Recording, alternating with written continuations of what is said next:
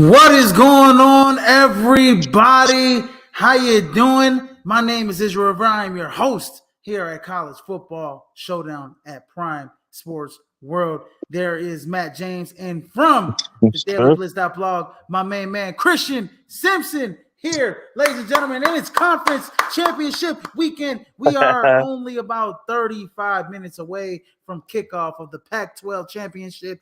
Win and you're in. And that's what it's all about at this time of year. Guys, are you guys excited for this Pac-12 championship game tonight? Yeah, I really am, because this was one of the best games that I've seen all year, whether it's college or the NFL. I had the chance to preview it, and it came down to who just executed a little bit more, and that was Washington. But both these teams have gone in completely different directions since that meeting. Oregon has destroyed damn near everything in their path. I mean, I'm still Izzy. I still talk to you about that win in Salt Lake City over Utah, because they were physical and they play angry. And that's how I like my football teams. I like when they're angry, when they're playing downhill and they're punching you in the mouth. Washington, they've really been living on a prayer. Seriously, because every single week they're just getting by. Absolutely. Matt. Yeah, absolutely. I mean, agree with Christian. This is going to be an exciting game. I mean, it was the first time around, and Christian brought up a good point. Both these programs, I mean, Oregon has propelled itself above and beyond since that game to prove, in my thoughts, that they are the best team in the pack. And Washington, I mean, they had a lot of close games going down that stretch. I mean, despite the fact that it was a tough schedule. And I honestly think Oregon should have won that game if they were smarter with their decisions on, not going for so many fourth downs and just taking the points. So I just think Oregon overall is a better team. Yeah, no, absolutely. I can't wait to preview it with you guys, man. But before we start the show, please like, share, subscribe to the podcast at Prime Sports World on Facebook, YouTube, and Twitch. In case you miss us, you can catch us on all streaming platforms where podcasts can be heard. And also catch Christian's preview of the Pac-12 championship on the Daily Blitz.blog. I believe you dropped that just not too long ago, Christian. I dropped it yesterday, and I can't wait to elaborate on it with you guys a little bit more, because this is a big game, and there's a scenario that I could really see happening for both these. But yeah, we'll talk about that. But yeah, man, conference championship weekend, and then Sunday it's our version of Selection Sunday. Absolutely. And moving on with the show, we got our week 13 takeaways from last week as we talk about the big games that happened last week and review them. The first one on the slate is the big game between Michigan and Ohio State. This one was a doozy as Michigan won and beat Ohio State. It's in-state rival, the best rivalry, I think, in all of sports. You got Boston, New York, in terms of Boston Red Sox, New York Yankees. You have LA Lakers, Boston Celtics. You have Barcelona, Real Madrid. You have Michigan, Ohio State, ladies and gentlemen. And you have Bears, Packers. But this one, I think, tops all of them when it comes to heated rivalry, as Michigan beat them for a third time. Kyle McCord, 18 to 30, 271 yards, 2 touchdowns, 2 interceptions. Didn't play his greatest game on the day. Marvin Harrison, Maserati Marv, put in the work again. 5 receptions, 118 yards, and 1 touchdown. He's the one that actually got the last touchdown of the game to kind of pull them in within 1 score. JJ McCarthy really didn't have to do much. 16 to 20, 148 yards, 1 touchdown. Blake Corum, 22 carries, 88 yards, 2 touchdowns as he adds to his, I think it's nation leading touchdowns. I think he leads the nation in rushing touchdowns at 22 this year. Look, let me say, there was a big one. Bron Wilson, basically at the end, I mean, he had a controversial play where a lot of people think that could have been, this should have been an interception or a fumble or whatever the case was. And he elaborated on it. I mean, there's just blood is boiling between both of these teams after the fact. You're not tough. You can wear the Louis bags. They come in the Louis V suits, the $1,000 suits, but you're still not tough. Michigan hung up 156 rushing yards as they looked again physical in the trenches in this game. I'll start with you, Christian. Your thoughts on this football game as it was entertaining, went down to the wire again as Ohio State had the last possession of the game. Yeah, man, it's always an honor to preview the best rivalry in college football. I often refer to this as college football's version of Duke and North Carolina. I think it may be even better than that and all the other rivalries that you just listed, Izzy. But I forgot about Duke, North Carolina. I was just reeling off right off the top of my head. But Duke, North Carolina is another one. My thing with this game, I said coming into this game, Ohio State had to win. They had to win the turnover battle. And what I mean by that is they had to force a takeaway. Not only force a takeaway, but they had to take care of the ball on their own on the offensive side of the ball. And they didn't do that. And that's where I think they got into trouble. Man, Michigan got up and they were ready for this game. I mean, who wouldn't get up for a rivalry game? Give credit to Ohio State because they fought back. They played hard. They didn't go away without a fight. But the difference in this game is Ohio State had chances to execute while Michigan just did it. They executed.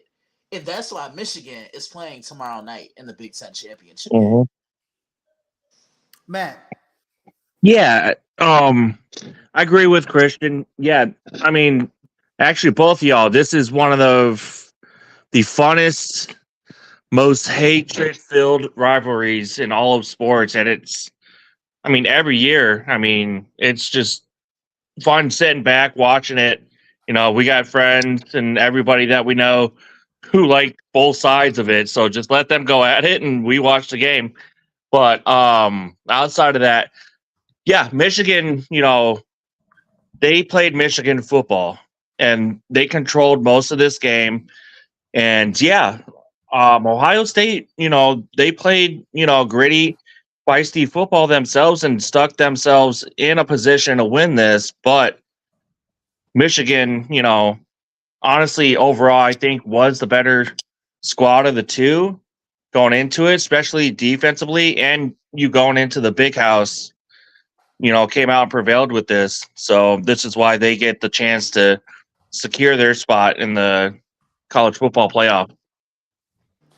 Yeah, this game, was another one. I mean, and there's a lot of guys that are asking for Ryan Day's job, right? You can't beat Michigan for 3 times in a row. It's the same thing that they were doing with Jim Harbaugh, when he couldn't beat Urban Meyer all those years. So interesting. I don't think the Ryan Day's job is in jeopardy, by the way. But just that's how heated it is. You they don't care if you lose every single game in the regular season. Mm-hmm. But if you lose to Michigan or if you lose to Ohio State and you're one of those 2 schools, they are asking for your job. And that's just how it is. That's just how it is. They care more about that job. I think Lovie Smith used to say it the best. He's like, he only cares about 2 games all year, and that's the Green Bay Packers. Yes, sir. And that's how every head coach should be at Michigan and Ohio State. Next game that we have on the slate, speaking of Oregon, Bo Nix in the Oregon Ducks came in and beat Oregon State in Eugene for the Civil War as they dominated 31-7. On one side for Oregon State, DJ Uiagalelei, who by the way is transferring, who had the news that he's transferring from Oregon State. Once again, transferring to another school. He was 19-35, 220 yards, 1 touchdown, 1 interception. Damian Martinez, they really couldn't get the ground game going, which is really Oregon State's bread and butter. They only had 53 yards on the ground as Oregon's defense has been stifling. As Christian's point, ever since that Washington game, they had just been taking every single game personal. And Bo Nix has just continued his hot streak this season, 33 of 40, nearly perfect on the day, 367 yards and 2 touchdowns. They also had 113 yards. Jordan James with a touchdown. Bo Nix with also another rushing touchdown. Tez Johnson and Troy Franklin, both over 125 yards. Troy Franklin with a touchdown there as the Oregon Ducks just started out hot, 21-7 lead to start the game, and they just never looked back, not allowing Oregon State to even score again in the second half. I'll start with you, Matt James. Your thoughts on this game last week?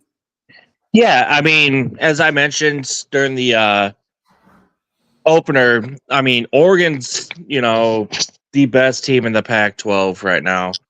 And what is, left of the pack here on out. And they're showing it. And they showed it against a pretty solid Oregon State team in another heated rivalry game with the Civil War. But, yeah, Oregon is taking it personal, and they're taking it to another level since that Washington loss, which, as I mentioned before, we'll go into it later, a couple of decisions there, and they could have came out victorious. But, we'll see how Bo Nix does tomorrow and seeing if he can possibly solidify either the first or second spot in the Heisman running. Christian. Yeah, I mean, Oregon, I've been high on them all year, and they haven't disappointed me. I've often referred to them as this year's TCU, but I think they're better than that TCU team that just went on a run and ended up getting to the national championship, because just think they're more dominant on both sides of the ball. And most importantly, I just think Oregon has the better quarterback. Don't get me wrong.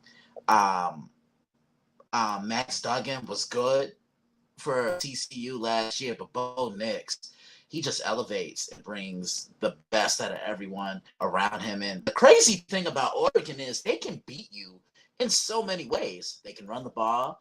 They have one of the best offensive lines in the country. And, of course, this offense is anchored by, in my opinion, the front runner to win the Heisman and Bo Nix. Great game. Great way to close out the season. Now, it's postseason time. Yeah, absolutely. Oregon, like I said, man, Oregon has been dominating since that Washington loss, and it really hasn't been close in every single contest. That defense has followed suit with that high flying offense that they have. Next topic we have on the slate, we have Washington winning by a game-winning field goal versus rival Washington State, 24-21 as time expires. This was an interesting one, man. I mean, Washington State had them on the ropes pretty much all game long. But Michael Penix had a nice drive to keep, to get them in the field goal range, and watch Washington win that football game. If you guys haven't seen the clip of Michael Penix basically throwing up at the end of the game, that is just a doozy. He was that nervous that for Washington to win that football game and remain undefeated to make it the Pac-12 championship. Cam Ward from Washington State, young man, doesn't get enough credit. He's been playing tremendous all season, 32 of 48, especially in that offense, 317 yards, 3 touchdowns to 2 interceptions. They had 64 yards as a team on the ground. And then on the Washington side, Michael Penix Jr., 18 to 33, 204 yards, 2 touchdowns, 1 interception, was clutch, and he's been clutch pretty much all season long. I mean, even if he hasn't played well, has been spotty, the offense has been spotty. And I'll tell you this, teams have been bringing their best. They have bringing the hammer at Washington every single game since that Oregon game.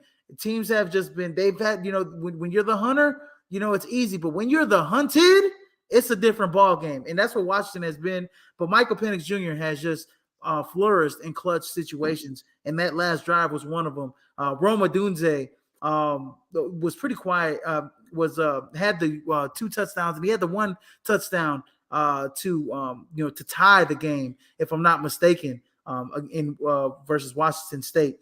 As he had 7 catches for 120 yards and 2 touchdowns.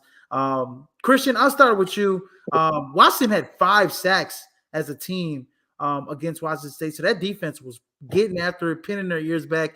They could use some of that today in the Pac-12 championship game. But Christian, your thoughts on this game alone? And Washington struggles pretty much since Oregon, since the Oregon game mid-season. Yeah, but the thing with Washington and what makes them such a good team is they're able to deliver when they need to.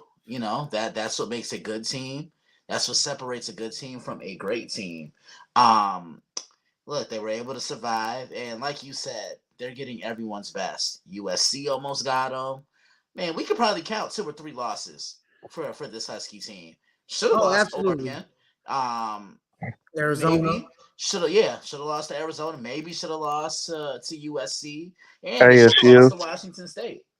ASU as well. ASU gave them their if they had a workable offense, that was a defensive struggle. Mm-hmm. Yeah. Matt. Yeah, I mean, give credit to Washington State. I mean, they fought through this. They've won some, nice games this year, on their schedule, beating Oregon State, beating Wisconsin, and, blowing out Coach Prime in Colorado. They hung in there. I mean, Washington is, one of the top tier teams, obviously being undefeated and having, Penix Jr., another Heisman candidate in the pack. And give credit and kudos to him, again, fighting and willing his way and helping his team out to victory against, another, tough opponent. I mean, rivalry games are never easy. So, I mean, it was another great Apple Cup to kind of end it there. So, yeah, absolutely, man. And like I said, teams have been, bringing their best at Washington all season. And so, ever since that Oregon game. So it's been a struggle for Washington the last few weeks, but like I said, they've come up in the big time situations, clutch moments when it mattered. Next takeaway we got on the slate, I say North Jordan Travis, no problem, as the Florida State Seminoles beat their in-state rival Florida for their 18th consecutive win here, as Trey Benson scored 3 touchdowns for Florida State. This was actually a pretty close game for majority of the game. I believe Florida, I was watching this game, Florida went into the half up 12-7, and they actually were in the fourth quarter, they were up 15-14, but in that fourth quarter, Florida State, just that defense just prevailed. Jared Verse and company really put on the hammer. As Tate Rudemaker really didn't have a he just was a game manager. 12 of 25, 134 yards, no touchdowns, no interceptions. As I mentioned, Trey Benson, 95 yards, 3 touchdowns on the day. I believe Keon Coleman left this game with the injury, if I'm not mistaken. So did Tate Rudemaker, but he did come back in this game as Brock Glenn. He came in there to complete a pass. Tate Rudemaker took a big hit from Florida.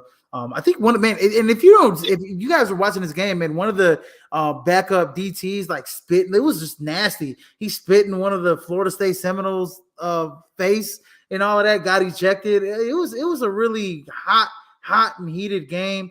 On the other side, Max Brown, 9-16, 86 yards, one interception.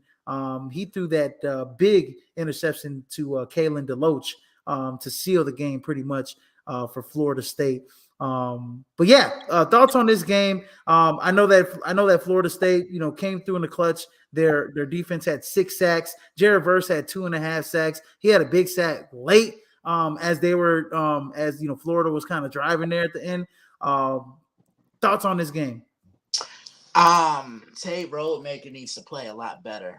Like, yeah, he was able to maneuver around, but it's only going to get tougher from here. Play Louisville tomorrow, which I think they'll win.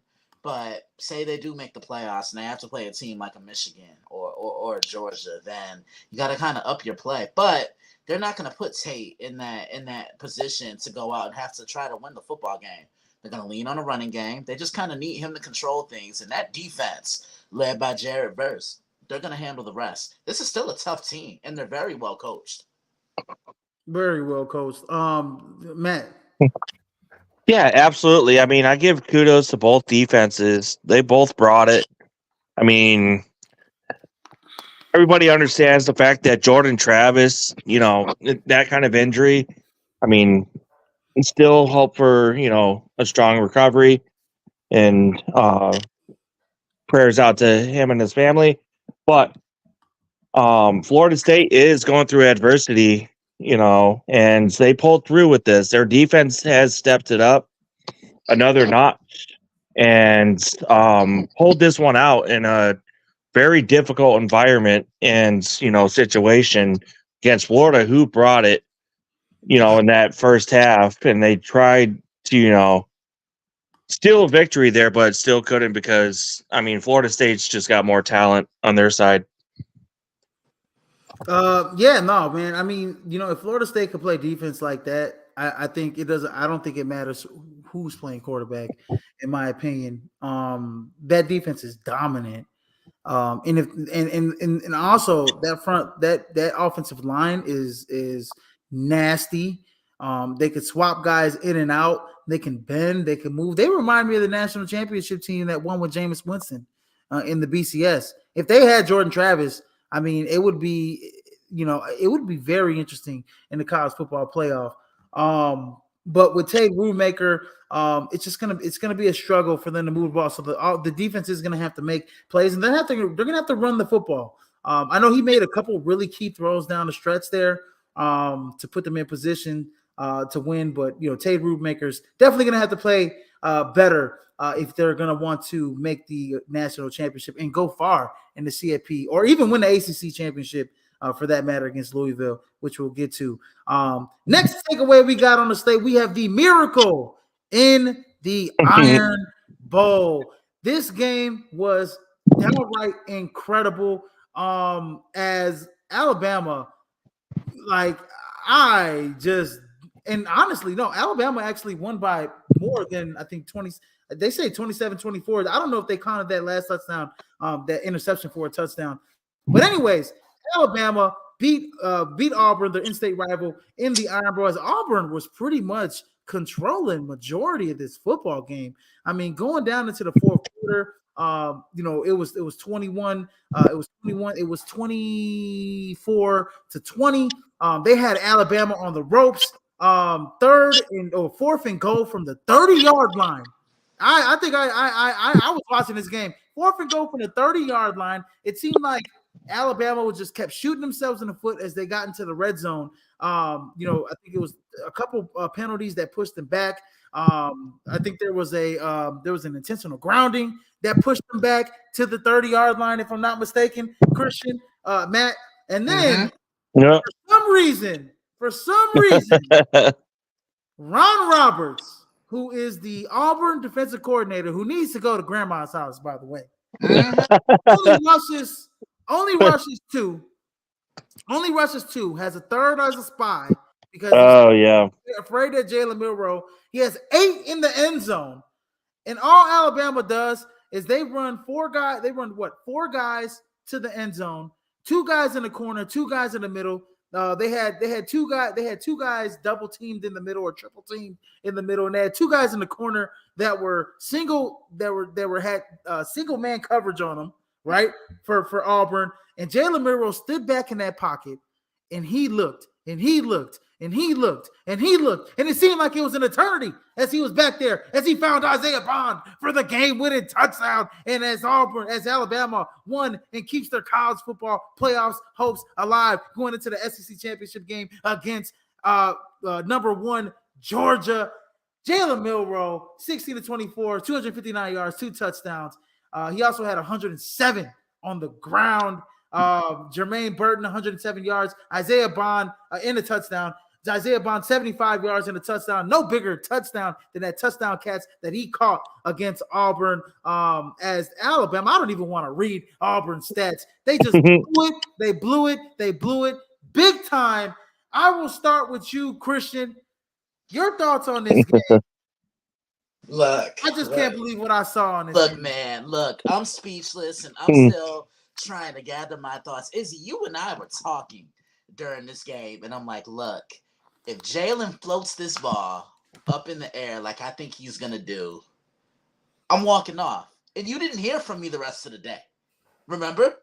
You didn't hear from me. Why would you just rush 2? I'm a former defensive end. And listen, I've never heard a scenario where you just rush 2. 3 is acceptable, but 2 is unacceptable. You can't do that. I find 3 unacceptable in that situation. Look, and it happened on the 10-year anniversary of Kick 6. If you lose like that, come on, man. Yeah, Rob Roberts needs to go to grandma's house. The grandma get the old style spanking. The old style spanking. I mean, I'm looking at the play right now. Jalen Milroe sat back in that pocket for over 6 seconds before he threw that pass to Isaiah Bond in the corner, which was a miraculous catch. And that catch, Christian, Matt, would have been good on Sundays. He got 2 inbounds on that catch. Matt, your thoughts on this game? He had so much room in that back corner. I'm going to start with that. It's like, how do you back 8 or 9 guys off and give them that much room? I mean, Auburn completely blew it on one play. I mean, I don't care if, it's 24-20. It's 4th and 30. You put 3 or 4 guys on that line and you give that quarterback some pressure. Don't give him that much time, especially, Jalen Milroe, who can, he can make that throw. Well, what are you doing? You don't beat a team like that backing off, with however many guys you have. You beat them by pressuring the quarterback. Well, first because of all, the receiver, you give the quarterback that much time, the receiver is going to break loose at some point. Yeah. Well, first of all, it's 4th and goal from the 30, right? Yeah. It's 4th and goal from the 30. You absolutely should rush 4 guys because you got to trust your tacklers. If he breaks, and I wouldn't even have a linebacker there as a spy. I don't need a linebacker there as a spy. No. If he breaks the pocket, he can't throw it again. If he breaks the pocket and he runs past the line of scrimmage, now we can come up and make the tackle on Jalen Milroe. You rush 2, that's unacceptable. You have to rush 4. You have to get some pressure on him. And we saw when they had pressure on him all game, Jalen Milroe was, he wasn't making the throws that, he would make if he had time. Well, yeah, he would run it. He'd run it, right? That's why he had 107 yards. And you were getting a lot of pressure on him all game long, right?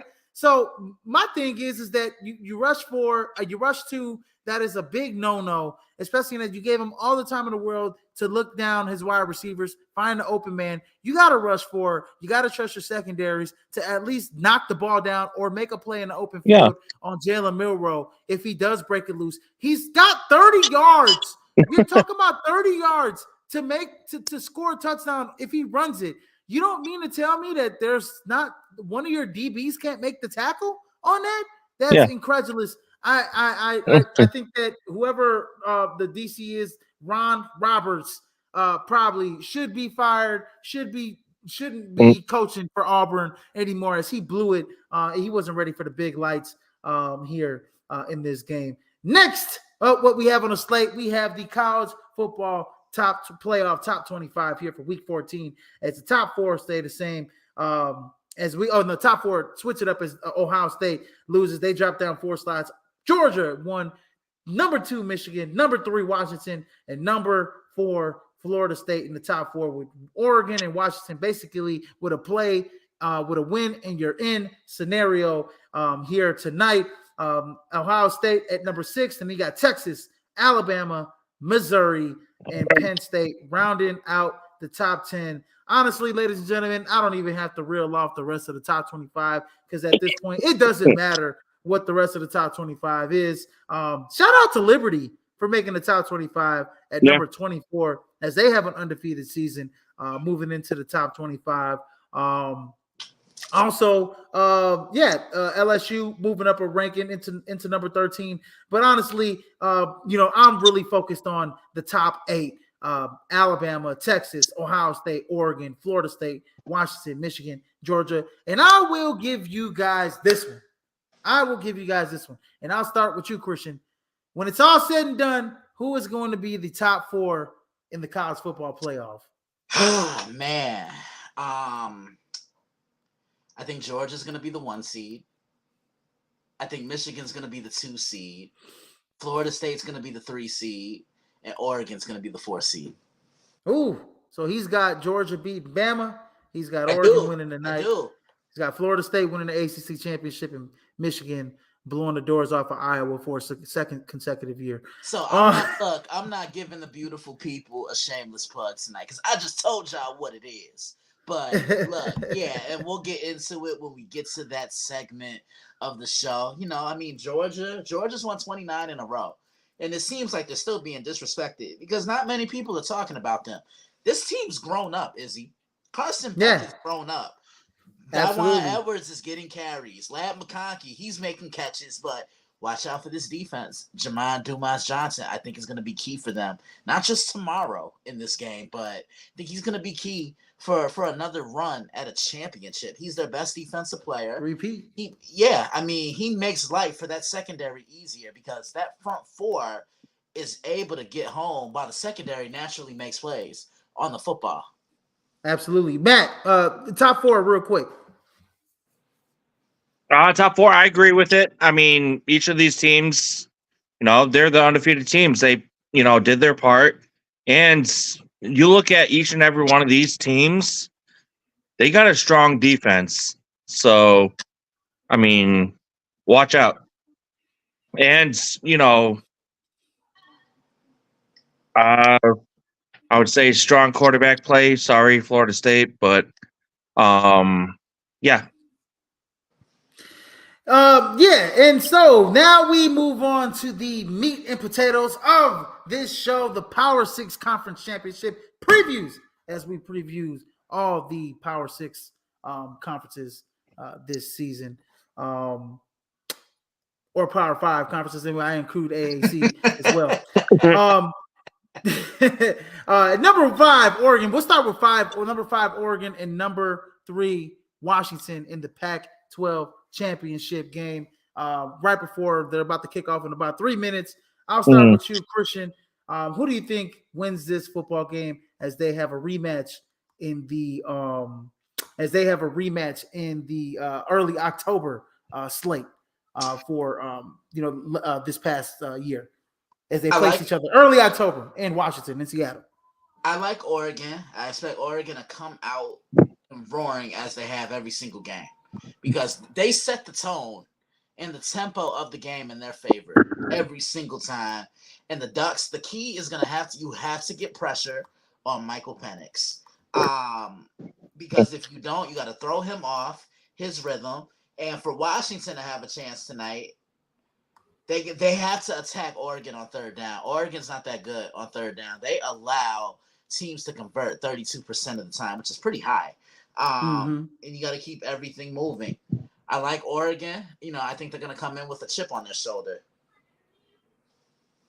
Matt. Yeah, I agree with Christian. I mean, as I've said a few times already in the show, I mean, Oregon's been a hot topic along with Washington. I got Oregon. So, I mean, the last of the pack here, it's kind of sad, growing up an ASU fan and the pack is, going to be gone. But all I got to say, Oregon's going to go in and, play smarter this time and win this game. In situations, they're going to be smarter, I should say. So yeah, quack, quack. He said quack, quack. Yeah, no, I'm actually going to go Oregon to win this game against Washington. I think they get the revenge. They've been the hotter team. They've been the more dominant team. And on neutral ground, I like Oregon to win against Washington this year. Next game we got on the slate, we got SMU versus number 22 Tulane, and I'm pretty sure all the other schools are probably pissed off. MAC championship school, the Sun Belt, whatever. We're putting the AAC championship in the Power 5 conference. As I fixed that graphic, everybody.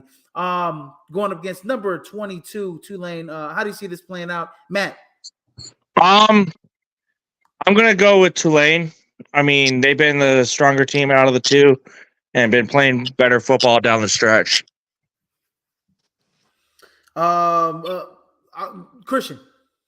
I like Tulane. Michael Pratt is going to be the difference maker in this one. He's such an underrated quarterback in our game. Absolutely. I'm going Tulane as well. Michael Pratt has been super underrated his whole career. His passing and rushing ability. He's got 21 touchdowns, 4 interceptions. The one game that he did not play this season was against Ole Miss, and they lost. So, Michael Pratt is that important to Tulane. So yeah, give me Tulane to win this football game, and they might be, playing in a New Year's Eve bowl. I doubt it, but we'll see. Anyways, next game we got on the slate, we have the Big 12 championship game between number 18 Oklahoma State versus number 7 Texas. We have a Heisman dark horse here, who's one of my Heisman dark horses, and Ali Gordon, true sophomore, 20 touchdowns, over 1,500 yards on the season. And then going up against Texas and Quinn Ewers in company, Xavier Worthy in company, as Texas bids farewell to the Big 12 after this. They move on to the SEC. Who wins this game? I'll start with you, Christian. I like Texas here. Wish this was Oklahoma and Texas, but the Oklahoma Sooners didn't hold up their end of the bargain. Absolutely. I just think Mitchell, and I think not Mitchell. I think Xavier Worthy and Jatavian Sanders are just going to be too much for this Oklahoma State secondary. And I don't know if the Cowboys have that pass rush to get after Quinn Ewers. I like Texas by 10, 31-21. Nice. Yeah, no, go ahead, Matt. No, go for it. No, go ahead. No. You're next. Yeah. I was going to say, I say, right about the same score with you, Christian, about 10-14. I mean, who knows which Oklahoma State team's going to show up? I mean, they've had those lackluster games where, they look like they don't know how to play the game. Then they look like they're one of the best teams, in the conference. But Texas has been, above and beyond, Texas football coming back. You don't mess with Texas. Yeah, no, and you know what? Actually, I'm actually gonna go. This is one of my upsets of the week. I'm going with Oklahoma State to beat number 7 Texas and take them out the college football playoff consideration. All in all, this season, Steve Sarkisian is 0-2 versus the Oklahoma State Cowboys, and they have that one weapon I think that can dominate a football game, and that's Ali Gordon. I think Texas is going to have a tough time trying to contain that young man between the tackles, even though they have some of the best studs defensive tackles in Tavondre Sweat and Byron Murphy as well as a tandem. So I think both of those guys will probably be playing on Sundays. They have the best third down efficiency and red zone defense in the nation. So it's going to be tough sledding. If Oklahoma State comes out and plays like they did against UCF, where UCF just came in and just blew the doors down, then yeah, obviously Texas is going to blow those doors down, and they should, right? I think the line is let me see what the line is. I believe it is 11.5 for Texas. So that's a couple scores. But give me Oklahoma State to win this football game as they've been winning against Texas. I think they've won the last 9 to 13 or so against the University of Texas. Next game we got on the slate, we have the number 14 Louisville Cardinals going up against the number 4 Florida State Seminoles in the ACC championship game in Charlotte, North Carolina. Tate Rudemaker is the quarterback in this one. Jordan Travis is out for this one. I will start with you, Matt. How do you see this one playing out? I'm going to take Louisville in this one for the biggest upset of the weekend in our championship games. I mean, their defense, has come out, in big games too, taking down. Sorry, Izzy Notre Dame. They shut out Duke. They 3 points against Virginia Tech, beat Miami on the road. I think they're going to win this defensively, and they have enough offense and manage the clock enough and get enough points to put, Florida State in a position that they don't want to be in, and they're not comfortable being in because they don't have, their playmaker and Jordan Travis. So I'm going to take Louisville. This will be a close one, though. It's just a matter of, Louisville having a better, more healthy offense. Christian. I'm taking Florida State here. I think that defense of Florida State, they're going to really rise to the occasion. The running game and special teams, that's what's going to help the young quarterback. Roadmaker has to be better. They don't need him to take the game over and, take a shot down the field. All they need him to do is just kind of control things. And I think that Florida State offensive line, I think they can get after. I think they can provide a pocket. They can win the trenches. I think that Florida State defensive line is just going to be way too much for the Louisville Cardinals. And I think if you're Florida State, you got to pay attention to this Louisville running game. Jawar Johnson, watch out for him. This kid can run between the tackles, outside the tackles. They're going to feed him until Florida State can stop him. Oh, yeah, man. Jawar Johnson is a dog, or Jawar Jordan is a dog for Louisville. Over 1,000 yards, 13 touchdowns. But yeah, I do agree with you. I think Florida State's defense does have to step up. This is also another upset of the week for me. I just think that, you're looking at two teams. They're both in the top 20 in defense, both in the top 30 in offense. Florida State and Louisville considerably. I think Louisville is looking to, bounce back after that 38-31 loss to Kentucky. And I think Florida State just offensively, they didn't look well. And I think Louisville kind of smells blood in the water when it comes to their offense. They're really going to have to step it up defensively. I think they get it done on neutral ground field. And they beat Florida State to win the ACC championship game, causing pandemonium here in the rankings. Next game we have on the slate, we got number 2 Michigan Wolverines after their big win against their rival the Ohio State Buckeyes, going up against number 16 Iowa. This is a rematch, I believe, of the Big Ten championship game last season. I'll start with you, Christian. How do you see this one playing out? I like Michigan. I just don't think Iowa has the offense to keep up with this Michigan football team. I think this is going to be over by the half. Don't be surprised if Michigan even shuts them out or holds them to a field goal. Mm. As Jim Harbaugh is back for this game too, so And look, they you will just took play the hella words. motivated in this game. You just took the words right out of my mouth. They're gonna be pissed off. They're gonna be Yeah. angry, and they're gonna play with that chip on their shoulder. Look, I may even wear a pair of them tight ass khakis he be wearing. Matt. I'm going to add another word to that, Christian. Passion. They're going to play with a lot of passion You better talk, for Matt. Jim Harbaugh. Could be one of his last games at Michigan. So they're going to play with a lot of passion tomorrow, and they're gonna blow them out. I mean, Michigan's defense is what they're ranked in top 3. Their offense can move the ball with. They got a solid quarterback, Blake Corum. He does his thing. Yeah, I mean Iowa's defense is very solid, but Michigan, I think, especially with Harbaugh back, they'll find a way to wear them down and pull away by you know more than a couple scores here, maybe. Yeah. So 2 years ago, they played each other in the Big Ten title game. 42-3. Michigan won that game. That yeah, as they throttle them. I think this year is going to be the same.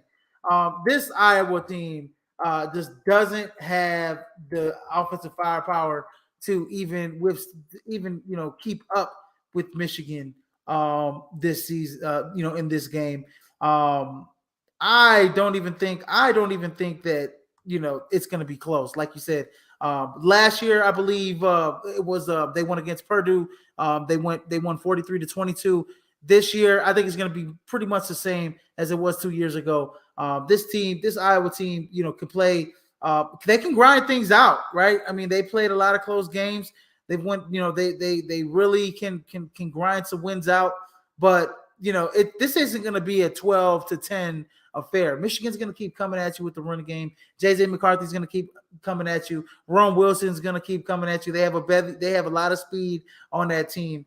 And so I think Michigan's just going to outdo them in the trenches as the Iowa Hawkeyes lose this ball game to the Michigan Wolverines, lose the Big Ten championship game. And then my game of the week here is everybody. I think this is probably their game of the week as well. The SEC championship game as familiar foes face off again as number 1 Georgia puts on their 29-game win streak on the line, going up against the number 8 Alabama Crimson Tide as they escaped the jaws of defeat last week in the Iron Bowl against Auburn to make the SEC championship game. Alabama obviously needs a win to get in to the CFP. We all know it. And this is where Nick Saban, this is why they have, they have been fighting for all season long to get to this point, and they knew they were going to have to go to Georgia, through Georgia to get there. I will start with you, Christian. How does this game play out? Well, I'm not going to do shameless plug this week because I already put my answer out there already. I think these are the 2 best coaches in college football, Nick Saban and Kirby Smart. And Kirby's learned everything from Nick. This is why Georgia hired Kirby Smart. It wasn't so just win the SEC East. It wasn't just to win conference championships. It was to win natties. And he's done that 2 years in a row. This Georgia team, like I said at the top of the show, they've really delivered when it matters most. And they've grown up. They're playing their best football. I know had a little bit of scare, good old clean fashion hate last week. And then when I look at Alabama, man, just needing that miracle. That probably is the best pass that Jalen Milroe threw last week, all year, all season long. I just want to see how they're going to prepare for Brock Bowers because he creates a lot of mismatches, and what they're going to do on Carson Beck. I do think Georgia prevails in this game. I think this comes down to the 4th quarter. Matt. Yeah, I mean, Both great coaches, both great traditions. I mean, Christian broke it down for you on all the players. Oh my God. Yeah, this one. Yeah, this ain't easy. I'm gonna take Nick Saban and Alabama to come out in this one in a Nick Saban way, just to come out and win this game out of you know being just outside of the college football playoff and creating a little bit of controversy trying to get into it again. Yeah, man. Honestly, I'm gonna ride with you, Matt James. I think the Alabama Crimson Tide do win this ball game, but it's gonna be close. I think this might go to OT. But yeah, I mean, Jalen Milroe has played out of his mind since being benched early into the season. He's been a dual threat quarterback. He's always been a dual threat guy, but I mean, he showed it really with his arm, throwing for over 2,500 yards this season, 21 touchdowns to go with. Over 400 yards on the ground and 12 touchdowns. 33 total touchdowns for Jalen Milroe on the season. I mean, he's shown why he was a 5-star recruit for Nick Saban and the Alabama Crimson Tide. I think the big key for Alabama is how are they going to limit Brock Bowers, right? You can't stop him. They're going to use him all over the field. And we know he's the best weapon probably in college football next to Marvin Harrison Jr. How are you going to stop Brock Bowers? Maserati Marv. Maserati Marv. My bad, Chris. We got to go with Maserati Marv. But also on the other side, man, hey, Carson Bank, he's completed 72% of his passes, thrown for over 3,400 yards and 22 touchdowns. He has been one of the more well-rounded quarterbacks this season. And also, man, I mean, they have, an awesome, running game with Dawan Edwards, Kendall Milton. Both those guys, can run the ball in between the tackles. They both account for 15 total touchdowns or 16 total touchdowns on the season. But they're going against the Alabama defense that is probably one of the best run defenses in the nation. So who's going to bend? Who's going to break in this game? I like Alabama to win. We saw Georgia, both teams are second half teams, right? Both teams make good second half adjustments. Who's going to make the better second half adjustments in this game? I'm going to go with Alabama. Some people are going to go with Georgia. I'm really 50-50 on this game. It's a toss-up to me, but I'm just going to enjoy watching this football game, guys. I'll say this. Whoever wins the third quarter wins this football game. That's a fair assessment. Yeah, because they do come out. Both teams do come out hot in that third quarter. Yeah, I mean, look, a perfect example of that. Tennessee and Alabama.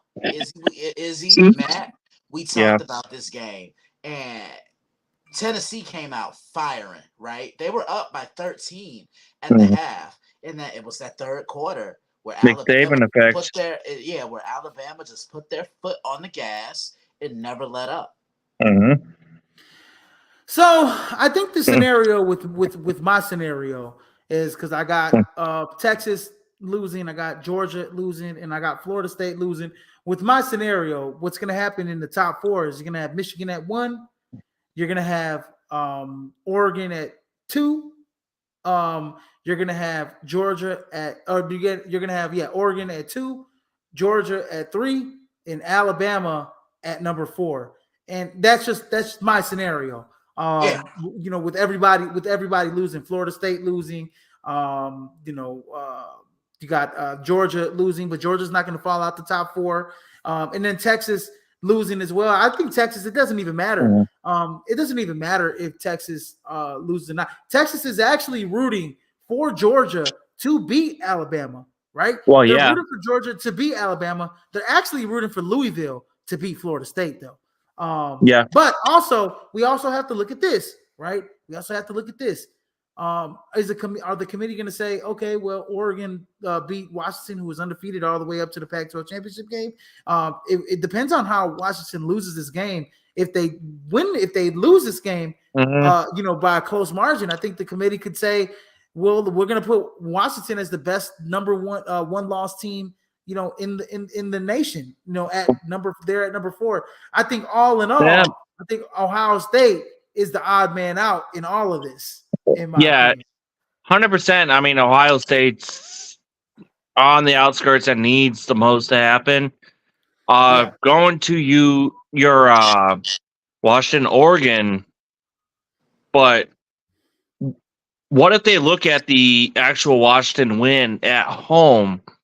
Oregon, had their chances there, and Well, they got 1-1, had right? control of So the one and game one, and lost it themselves. And if they, one and one. go and beat them in a close one, even in Vegas tonight, I mean, Oregon had What's them both times. Christian? What's your scenario to get Ohio State in? Does all four teams in the top four have to lose for Oregon for Ohio State to get in? I think they do. Yeah.